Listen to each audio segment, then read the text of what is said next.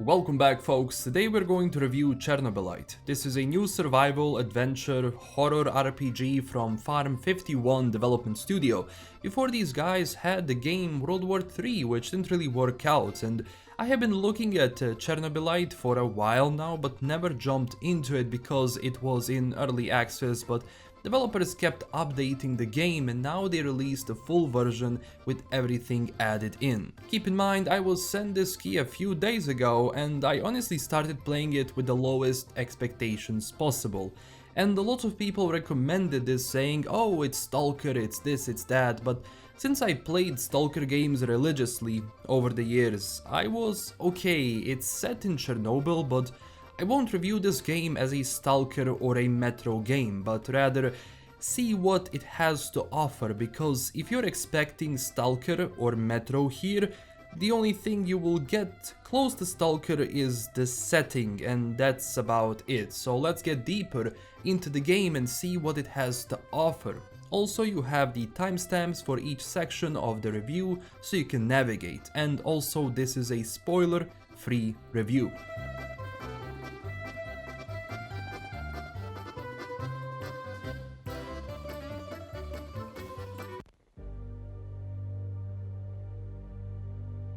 So first things first, I will talk about the gameplay loop. So the game opens up with a bit of a vision, and the intro to the game is actually very well done because everything around you is going insane and flying and you're trying to figure out what is going on. You are playing as Igor, who is a scientist who came very early to Pripyat and Chernobyl even before everything went to hell. And during that time, he lost his bride, Tatyana, and at that moment, catastrophe happened. So 30 years later, he comes back to find her. So that is the main driving force behind the character. The gameplay loop consists of venturing out on missions you select each day, so you can decide to go and start doing the main mission or do some side activities that will give you resources, food, or everything else to keep your base in good shape and people in it happy. You can also assign your companions you find as you venture throughout the game to do other missions and gather food or intel or resources, so it's not only survival, but there is base management included where you build machines and workbenches to upgrade your weapons, armor, make ammo, health kits, and more. On top of that, you also build generators and other decals like light, plants, and everything so that people inside feel, good. Also, you are in charge to distribute rations each day so people can eat. And you decide how much you want to give, but keep in mind, if you keep starving people, they will leave. You gotta keep them happy, because if they get enough to eat and they have good sleep, they will be much more efficient in the field. But no worries, at the start you only have one companion, so you can learn the ropes very easily. So you select a mission, which is going to be in a certain area, and once you are in that area, you can explore only in it. So no venturing to other places, so it's not open world. The maps are divided into these sectors, and the only way back is through a portal gun, which brings you back to the base, and then tomorrow you will go and visit another location because there is going to be a different mission there. Some missions are also, timed, so a mission is going to be available for 2 days, then it's going to be replaced with something else. In those areas you can meet various unnatural creatures, not mutated that much like in Stalker, but more sci-fi. I mean, this game is generally more sci-fi than Stalker, which is more of that evolution blah blah, but obviously even Stalker is unreal. Makes sense. But in Chernobylite it's much more emphasized. As I mentioned, you have a portal gun, but other weapons are pretty much normal, like AK, revolver, shotgun, etc. Besides that, you have NAR soldiers who are like the main enemy in the game, and you decide if you want to kill them or avoid them, whatever, but they will be all around the loot, and basically if there is a certain drop which is gonna give you food, you will have a couple of NAR soldiers there. But also, in majority of locations you visit in a certain area, there isn't going to be that many monsters, so it's not like one area is filled with 50 monsters, it's much lower than that. And you also find weapons as you go on your missions. Besides, different resources, you can bring back an extra AK that you pick up from a certain locations that you can give to your companion, and they will have a bigger chance of surviving and, completing their mission. Usually in the area there are a few interest points beside your main objective, and it's up to you if you want to visit them or just go and do your main task. Although I do recommend exploring as much as you can and collecting everything you see, although some parts cannot be accessed immediately, like some doors are locked and you need a lockpick, or some stuff is behind this Chernobylite, this material, this mineral, so you have to use different techniques to go through that. So you will be going back to those areas every now and then, and as you unlock more stuff you will have access to different rooms, etc., which are obviously going to give you more and more loot. Your character has health and sanity bars. Each time you kill someone, Igor's mental state drops. Of course, you can replenish it with food you craft, so it's nothing special. And also, once you level up and you get some points, you can learn different tactics of taking out enemies without losing, like stealthily killing an enemy. You won't lose your sanity because you train in certain techniques. At first Igor will stab the enemy multiple times if you go for a stealth knockout, but later on he will learn a way to just efficiently suffocate them and obviously neutralize the targets. But overall, as you are doing those missions, days are passing by. Each day has its own weather effect, which changes, some things. Like if you venture out during the rain, you will hide your footsteps more easily than if you venture out and there is no rain. And I mean, generally in a lot of these scenarios, I just found myself either suffocating the enemy or avoiding them completely because, being trigger happy, especially on higher difficulty, can be bad because you are wasting good resources you might use later in other missions, where those missions will need you to fight more people. And they even change because you will have more helicopters sometimes flying around, or just have more NAR soldiers. Also, you cannot kill people and take their weapons because each NAR weapon has biometric readers, so if you are not a member it's useless. So you cannot go into a zone, kill a bunch of soldiers and take like 10 AKs. It doesn't work like that, although you do get ammo from the weapon if you pick it up, and only ammo. So yes, there is stealth in the game. It's okay, sometimes enemies kinda know where you are without seeing you too much. I was in situations where I cannot describe how they saw me, but in some cases, like, they can be really stupid. Like, you will go around them and they will not see you, so you can just go and suffocate them. I mean, AI is not that smart, but if they start shooting, they can be very deadly, especially if you're going against more enemies and you don't have any proper armor or protection. When it comes to difficulty, I didn't really find this game that difficult. Even on the highest difficulty, there are ways to get around it.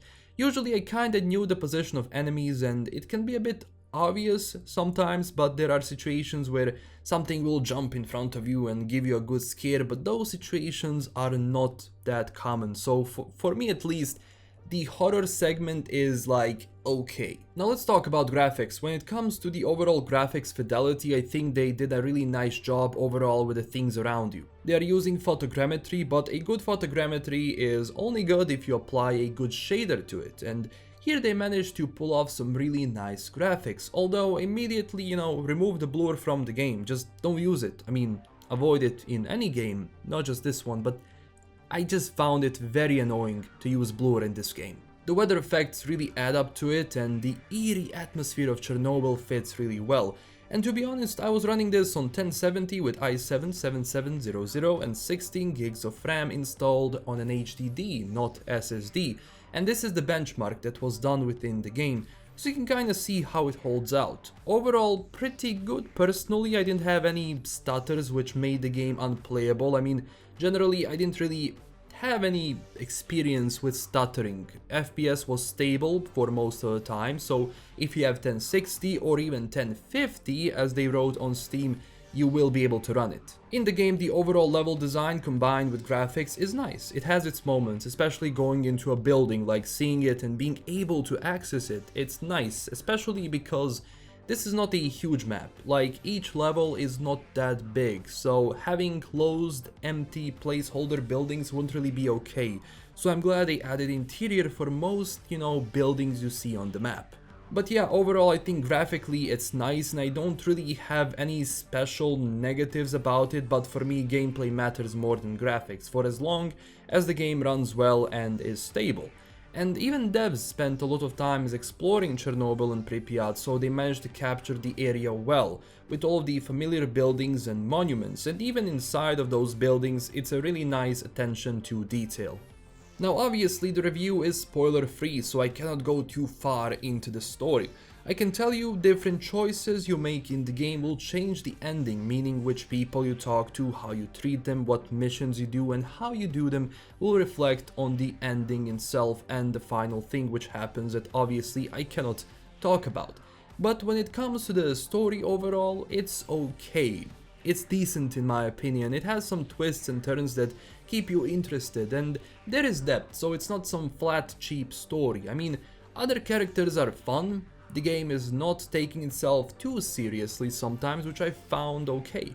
The characters are more eccentric than others, so there will always be something to talk about and they will always have their own purpose and reason why they are there in the first place. Some don't, but most do have. And also keep in mind, I play this game with a Russian language because I mean, English one, it's kinda okay, but I would rather go for the Russian English version more than I would go for English version. So just put the subtitles down there and put, Russian and it's going to be much more immersive.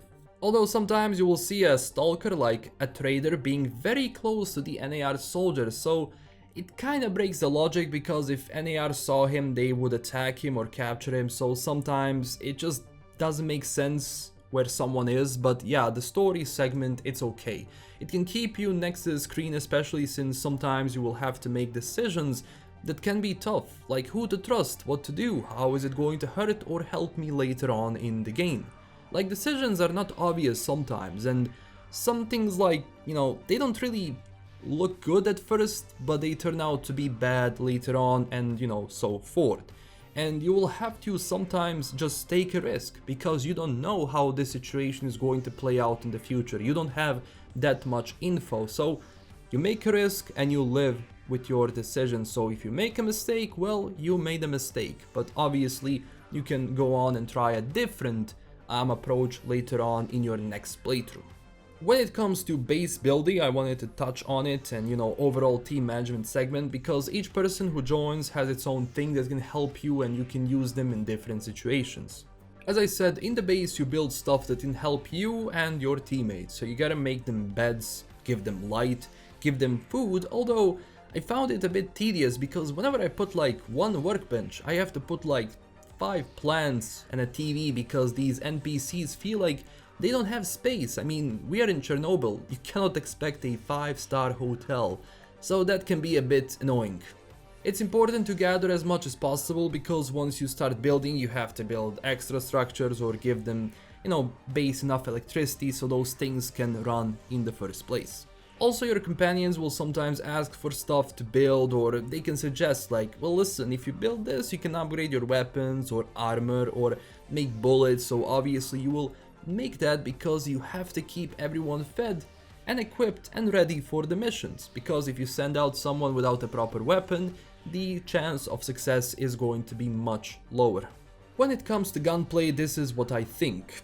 In the game you are not a soldier, you are a scientist primarily, but you use a lot of weapons and overall gunplay is okay. You must aim before you shoot with right mouse button, because if you just hold left mouse button, he doesn't hip fire but rather does a melee attack with the stock of the weapon.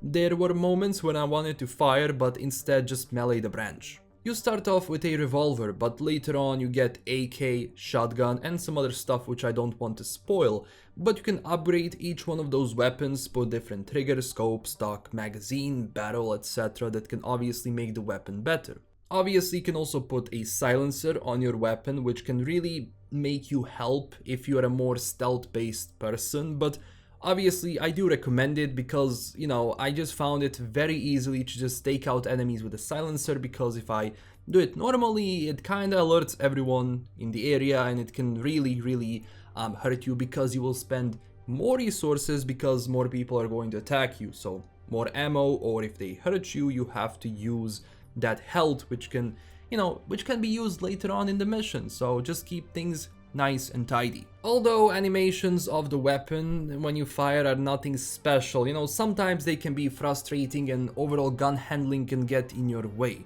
but nothing too much. It makes sense that Igor cannot handle the weapon properly because he's a scientist, but also mowing down 15 people and using advanced takedown techniques doesn't really fit him. But at the same time, if we really want to nitpick, people in USSR went through mandatory army and weapons training, everyone, men and women, so you kinda had everyone and they knew how to use a weapon, maybe not like a professional soldier, but you still knew how to use that weapon. But if you watch your step and prepare for a shot, it's not going to be a big issue. But overall still, like, yeah, animations of firing the weapon and even some reloads animations can be a bit, I don't know, they can be a bit tedious, but nothing too special, which annoyed me to the point where I didn't want to use weapons. When it comes to the atmosphere, I will play you 30 seconds clip from the game so you can hear the sound effects, some music, and overall how they use sound to paint and make the atmosphere.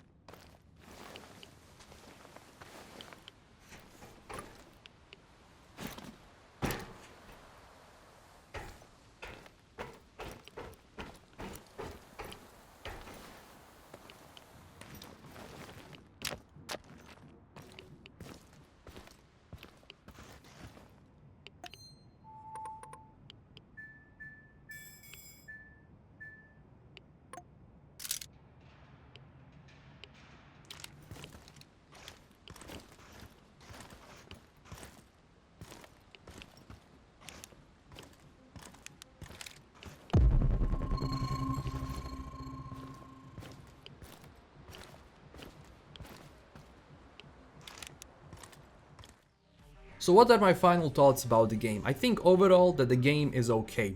Because I didn't get into it with huge expectations, I have a lot of fun in it.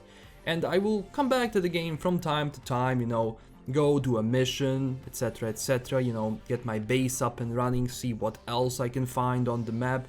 So yeah, overall, if you like these sort of games, you will have fun. You will be able to immerse yourself. Again, if you're expecting Stalker or Metro, it's not going to be your game. This game is, the only thing similar to it is the setting. Everything else is more of that team management, base management, and going inside, getting as much loot as possible and just extracting out. That's kind of what this game is about. So I think the price overall, at least where I live, is about 26, 27 euros. I think the main price is like 30 euros. So for the price, would I say buy it? Yeah. I mean, for the price, if you like these sort of games, 30 euros is okay. If it was 60, I don't know if I would be able to recommend it for 60 euros. But for 30 euros or your region equivalent, I think this is going to be more than fine. The game does give you enough time that you spend in the game, and it gives you enough fun. At the same time, you can always replay the game and have a different ending or try things in a different way, because the game is going to kinda, reward you for certain things, and later on you will say, well, what if I do this? So you'll restart the game and you will say like, oh yes, I did that and this is how it ended. So yeah, overall, 30 euros, I think it's okay, especially now when it's going to be on sale. I think you might want to check it out. At the same time, if you are not sure, you can always wait for the actual sale.